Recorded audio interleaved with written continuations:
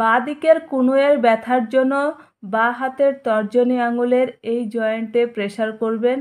আর বাঁ পায়ের যদি হাঁটুতে ব্যথা হয় তাহলে বাঁ হাতের মধ্যমার এই জয়েন্টে প্রেসার করতে হবে। দেখুন কিভাবে করবেন। এইভাবে পয়েন্ট খুঁজবেন, যেখানে ব্যথা করবে সেখানে প্রেসার করবেন, ছেড়ে দেবেন, প্রেসার করবেন, ছেড়ে দেবেন। এইভাবে 1 মিনিট মতো প্রেসার করবেন। আর যদি সামনের দিকে ব্যথা হয় তাহলে সামনের দিকে করতে হবে। আর যদি পিছন দিকে ব্যথা হয় তাহলে এইভাবে পয়েন্ট খুঁজে পিছন দিকে প্রেসার করতে হবে। সরু একটা কিছু নিয়ে নেবেন, নিয়ে বা দেশলাইয়ের কাঠি নিয়ে পয়েন্টগুলিতে প্রেসার করবেন।